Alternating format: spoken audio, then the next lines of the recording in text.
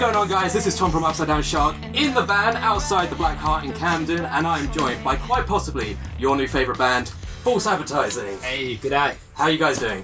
Very well, very good. Got a beer, we're sat in the back, it's freezing, it's great. This is the weirdest interview location we've ever done, so that's a claim to fame, if nothing else. So for those unfortunate few who don't know who you are, would you mind introducing yourself? Yeah, sure. We're False Advertising. Who are you? I'm Chris. I'm Jen. I'm Josh. And he does bass. I did bass. And me and Jen do the same things at different times. The same things at different times. Yeah. Guitar, drums, vocals. Very talented, very talented. And I suppose to get to know you all a little bit better, if you could be a sandwich, what sandwich would you be? Reuben sandwich. Wow, that's the quickest response we've ever had to that question. And I'm not just saying that because it's the first time I've ever asked that question. Well, yeah. Just a Reuben sandwich. Because of the band or because it's a good sandwich? Both. And Rubens Barrichello, the Brazilian F1 Formula 1 driver. That is 3 good reasons to pick a good sandwich right then. So your debut album, Brainfreeze, has been out for a couple of weeks now. What's the response been to it? Good. Well, everyone who talks to us, but I mean, how do you know? How do you know? But yeah, on the grapevine. Yeah, I mean, one of the nicest things to hear is people feel like it's a really varied album. You know, it's not samey. It keeps you interested, and that's really nice to hear. Because I guess you're always concerned that your album's just going to be just like 10 of the rehashes of the same idea or whatever. But it's we tried to not do that, and people have noticed, so that's good. Well, I was going to say, to my relatively untrained ear, it definitely feels like it pulls on a wider pool of influences and genres than perhaps your earlier EPs. Sure. Was this a conscious decision or something that just sort of happened, or I think it's something that we were aware of as it was happening, and it wasn't something we went, this isn't varied enough, we need to have more variation, or no, we want it all to sound the same. No, I think it was the strongest songs that came to the fore. Yeah, we wrote quite a lot of different kinds of songs. Yeah, 20 odd songs Chris we probably wrote. And we got sort of 2 principal songwriters in the band who do different things and like different things, different influences. We have a lot in common as well, though, so it's like it kind of ended up that taste-wise, we've got a lot in common. Yeah. Writing-wise, I decided to sort of go a little deeper into my Manchester roots a little bit. Hence the coat. Yeah. Have you got a tambourine to play later as well? Man, I wish I did. No, you don't. No, I don't. Fair enough. I mean, drums are basically a big tambourine, so... Yeah, exactly. There you go. And with a name like Brainfreeze, I have to ask, what's your normal order from the ice cream van? Normal order? It's got to be chocolate ice cream, regardless of how it comes. I like soft scoop chocolate ice cream, chocolate flake. Or like a Magnum. Plenty of napkins. Plenty of napkins. I like ice cream sandwiches. I should have answered that before, to be honest, but Reuben is my favourite. But what's that thing that every time... Maxi Bun. Oh, gotcha. You only ever really see them in Europe nowadays. Yeah, we went to Barcelona and there was like a big Maxi Bun thing. I was so happy. I have a picture of me in front of it, like... Man, it's great. Last time I was in Hamburg, there's a Nestle ice cream called Bum Bum, which was pretty good. It has a bubblegum stick in the middle of it, but yeah, just Bum Bum all written all over it. So I had to buy plenty of boxes of Bum Bum. So you ice cream too, right? Oh, went in Hamburg. So you've been touring the UK for the past few dates. How have you found the tour so far? Yeah, really, really, really positive. Really good. It's because we're doing loads of shows back to back to back. It's slowly taking its toll a little bit physically. It's not by any stretch of the imagination a long, gruelling tour like some bands do. Yeah. But we're our own crew as well. Where Chris is driving for all of it. You know, R.I.P. for you when you finish. But yeah, a few aches and pains, but we're muscling through, and we're doing really well. We're all coping really well with it, and the response has been awesome. Amazing. It's been really, really positive. Really reassuring as well. Yeah. Standout cities have definitely been. Bristol. Don't say that on camera, dude. Well, no, because the ones that I don't mention are going to have to up their game. It's this friendly competition. Friendly. They've all been mint. Newcastle was awesome. The promoter started the mosh pit. Nice. How good is that? Good one. Yes, good man. But yeah, Bristol was outstanding. Particularly the support bands as well were unbelievably good. Birmingham as well. We like playing Sunflower Lounge. Yeah, Birmingham. Been playing with some great supports. Gaff Tape Sandy, absolutely unreal. Yeah, very good. Closet Organ in Glasgow, worth checking out. Yeah. They're a great band, and then they treated us to a night out after the show as well, which was wicked. Yeah, we're really good as well. New band, not even recorded anything yet. They're awesome. Yeah, they're in Bristol. They're going to be wicked. Keep your eyes open. Support local bands. And I suppose with that in mind, have you had any crazy tour stories that you can spill the beans with on this tour? Pretty boring, really, aren't we? That Airbnb. Oh my god! We can not mention any names, but we went to an Airbnb who we're just not going to rate it. Okay. We don't want to like spread negativity or whatever, but like we were told stories about a Nazi friend who has a Luger. We were told about SAS training. Skinning squirrels for lunch. Yeah, Like roadkill. Eating roadkill. Yeah. But also, They went well though, didn't they? they did mean well. They were lovely I was people. scared for my life at one point, but we rescued it and we found common ground, and it was all fine. And like, when it came to politics in that part of the world, the Lib Dems have apparently done well for the area, and so that's probably the way they would go. And I was like, well, as long as it's not conservative. Well, yeah, that's the main thing. You were united in your hate of the Tories. Exactly. Well, yeah. That's where the common ground was. The enemy of my enemy is my friend. Yeah, So, yeah. there you go. I mean, Airbnb it's just a riot, isn't it? Like, Great. you go for half the reason you go is for the experience of how is it going to turn out. Premiering's boring. Airbnb is the punk rock way to go. Yeah. I mean, we stayed up partying till like 4 in the morning. And with- then when we went to bed, the van alarm went off. And you and me were just like looking through the window, like, what's going on? And trying to see what was going on. And then I was like, is this Airbnb a scam? Are they like they inebriate you? You go to bed and then they rob you. Is that what's going like on? Hostel or something. Yeah, but no, it was none of that. I ran down there with pyjama bottoms on, just like, who's that? Yeah. And just like, it's freezing going in. So, Everything was fine. It was fine.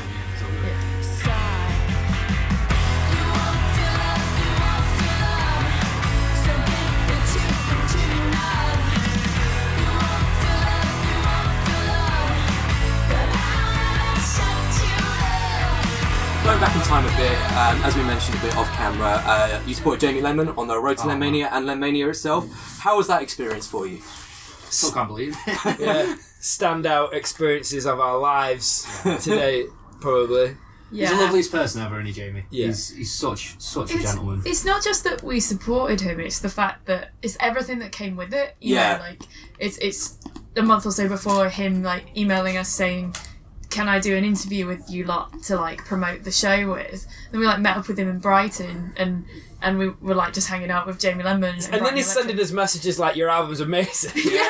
Like, And he's just like This is emailing insane. just checking how we are after playing the shows together and then not playing together for a bit. Amazing. What a He's lovely such- man. yeah. And that's not even taking into account how awesome the shows were and like, Absolutely, what yeah. a great experience we had, and what you were saying before about how he opened the shows. Yeah, what a dude to I do know. that, to open the shows for the benefit of all the support bands. Definitely not for his own. Well, actually, no. I mean, it was great because he did it in an acoustic format, so it was a win-win all around, wasn't it? The fans are getting more Lenman, they're getting it in a different form. Then he's booked all the support bands. We've got great crowds. Everyone's really responsive. He's got a true understanding of what it's like to be in the position that bands like us are in as well. Yeah. And Yeah. little things like when you go to see his merch desk, he's got like a demo box tape. So even if you're just in the audience and you've got a band and you've got a That's demo it. there on a tape, sling it in there and he'll listen to it. You know, who does that? Absolutely. I mean, a friend of the show, a band called Arid Wave, did that, and they ended up supporting him in the Southampton show. So Right. through doing the demo drop at your show, So they he ended up, does listen yeah, to him. absolutely, He's yeah. a total legend. Total legend. Did he compliment your mustache? Didn't have it then. Ah. This is a recent venture. It's a recent venture. You So need to. if he sees this, yeah. he'll get a message. Been looking. That's it. Everyone tag Jamie Lenman.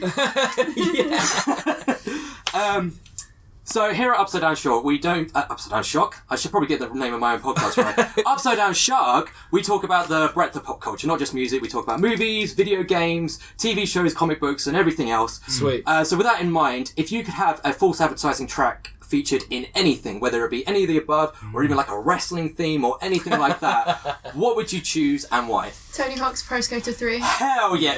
Specifically 3. Well, mainly I'd take any. We've got but massive that- nostalgia for That 3. was my personal favourite. But I know that you like 2. Two's or quite whatever. good. Two's very Although in the future, if it could be any director, probably Tarantino would be cool. Maybe. Well, what would be cooler than Tarantino, really? I would like some of our tunes to be no vocals, so just instrumental, but like boss music battle, Final Fantasy, or new Star Wars game coming out, Fallen Order. If they need some more music, even though it's already been released. Banging game as well. Yeah, It'll have to be one of Chris's songs because I don't want that. Okay, that's fine. Sorry. So either Tony Hawk or Star Wars, specifically Jedi Fallen Order. Well, not specifically that. Just boss music. Just battle. any boss music. Yeah. Okay, cool. That's what you want. That's exactly what you want. You don't want any of those piddly first bosses. You want the top tier boss. Maybe final boss. Yeah. I mean, it's a bit bold going with that. Imagine that. But yeah. I mean, you've got to aim for the stars. Absolutely. You have to aim for the stars. So name one thing on your band bucket list. Jules Holland. Jules Holland. I'll agree. That would be insane. But that is like, that's when you cross the threshold into the other world, isn't it? Onto BBC Two. Well, I mean, like if you look at Idols, for example, you know, Joy had just come out at the time when they did Jules, but they had a lot of other things. It wasn't just that, but that is an absolute sort of sold into the mainstream. It's a moment, isn't it? Yeah, I think there's so many things with a lot of those bands that are happening around that, and it's the right time and the right place kind it's of like, thing. In America, it's like KEXP. That would be amazing. That would be good. Yeah. Or a Tiny Desk concert, obviously, would be amazing. I'd love to play the Apollo in Manchester as well. That's one of the for local, favourite venue of all time is the Apollo. So it only holds 1,500. Just saying.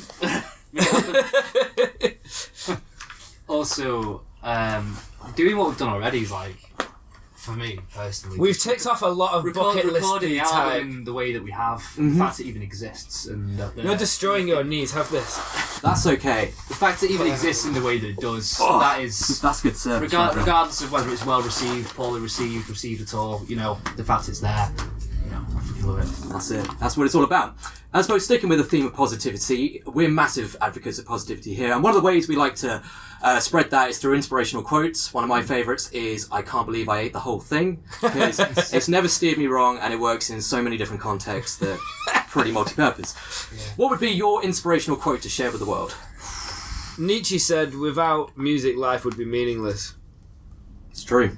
Because if you believe in karma or any similar concept, everything tends to balance out. But basically, the idea is that music's one of those things that's just overwhelmingly positive and tips the scales in the correct direction for everybody. So there we go. Anyone else got anything they want to shout out? Yeah, I'll go with check yourself before you wreck yourself. Yeah. Wise words. Very wise words.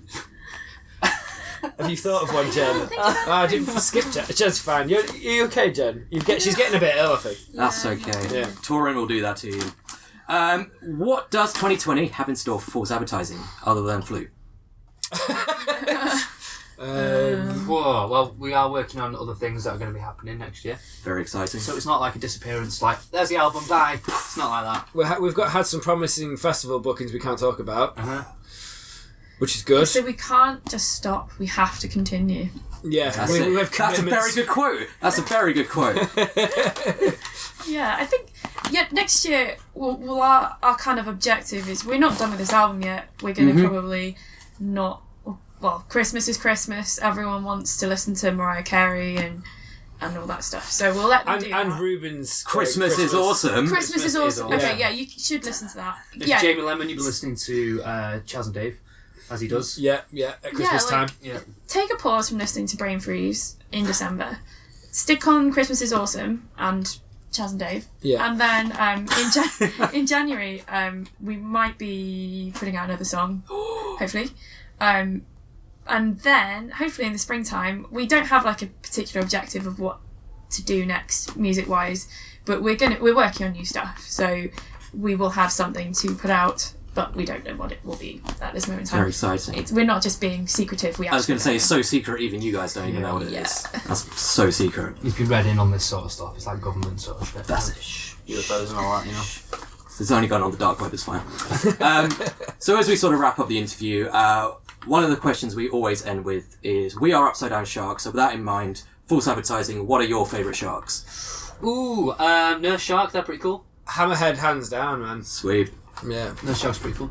It doesn't have to be a real shark, it can be a fictional shark, whether it be like Bruce from Finding Nemo or Jaws. That's Jaws. an obvious one. Safe choice. I feel feel like we should ask Steve from Hyenakill because he loves sharks. I like Jordan from The favourite. Wolf of Wall Street. He's a bit of a shark. That's He's true. my favourite. I mean, the weirdest one we've ever had is Penguin from Batman Returns. Don't ask me how we got to that, but that's how it ended. Do you remember Street Sharks? Yes! Yeah, them, all of them. Neil likes that one. Neil likes that one behind the camera. Street Sharks is a safe choice. So that is pretty much it. So is there anything else you'd like to plug before we wrap up? Listen to the album, Yeah. please. Yeah, just do that. Just do that one whole thing. Over And then and if over, you and over again. Yeah, Over and over again. yeah, on repeat. If you don't like us, that's fine. Still listen to it. Just, though. just like listen to it with the volume down. That's it. That's what I tell people to do on our YouTube channel. Chris, Jen, Josh, thank you so much for your time today. Make sure to check out our review of Brainfreeze on UpsideDownShark.com. Make sure to subscribe, and I shall see you next time.